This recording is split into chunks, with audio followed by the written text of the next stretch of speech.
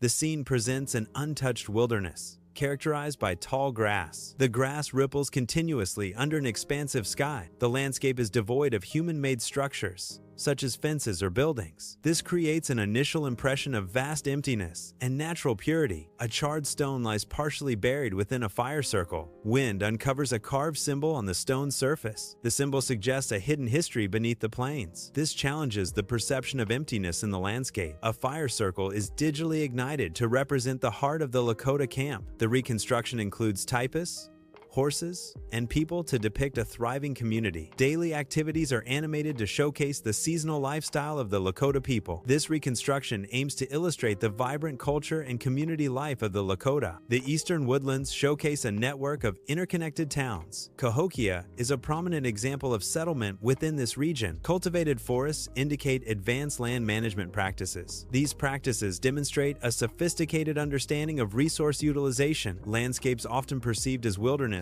were frequently managed environments. These landscapes were inscribed with stories and trails by indigenous communities. The land held deep cultural and historical meaning for these communities. This challenges the perception of such land as empty or unused. Indigenous ecological knowledge highlights active landscape stewardship. Ancient stone aquaculture systems demonstrate sophisticated indigenous engineering. These systems reflect advanced land use practices developed over 65,000 years. The existence of these systems challenges the concept of Terra Nullius. Terra Nullius was a doctrine asserting that Australia was uninhabited before European colonization. The aquaculture systems provide evidence of established indigenous habitation and resource management. Animated maps from the 17th to 18th century depict settled indigenous areas. These maps often label these areas as vacant or leave them blank. This portrayal is a misrepresentation of the actual inhabited landscape. Such cartographic choices serve to erase indigenous presence and legitimize colonial claims. Colonial land agents often asserted that land was unimproved if it wasn't cultivated in a European style. This assertion disregarded indigenous land management practices and traditional uses. The concept of unowned land was used to justify colonial claims. Ignoring indigenous sovereignty,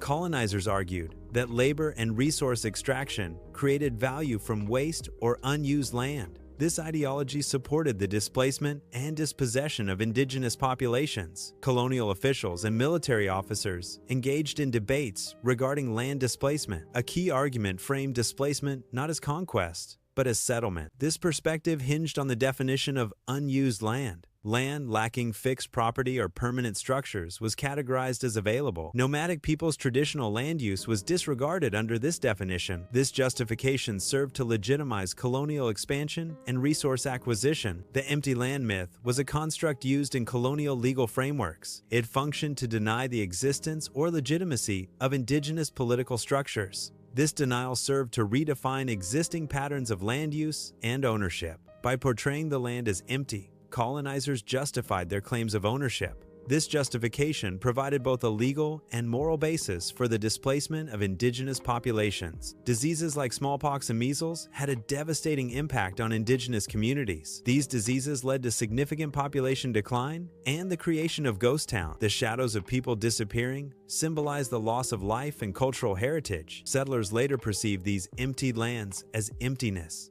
overlooking the tragic history. The systematic slaughter of the American bison was a deliberate act. This slaughter directly undermined indigenous economies that relied on the bison. Forced removal of Aboriginal children to missions was another destructive act. This removal aimed to dismantle indigenous knowledge systems and cultural continuity. Both actions represent a coordinated effort to eradicate indigenous ways of life. The concept of emptiness was artificially created.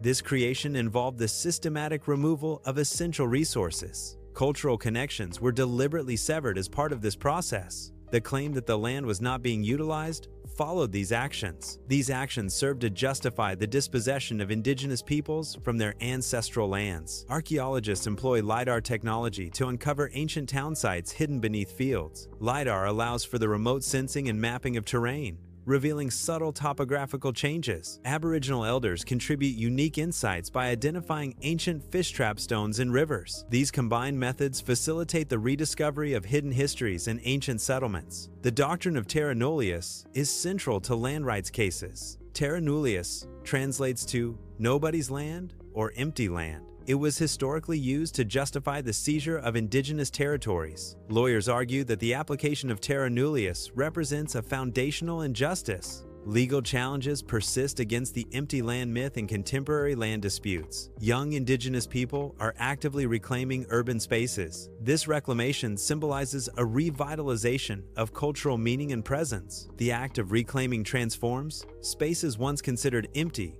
or devoid of significance. This transformation highlights the resilience of indigenous cultures in modern urban environments. Dance becomes a powerful medium for expressing cultural identity and continuity. The performance serves as a visual declaration of indigenous presence and enduring heritage.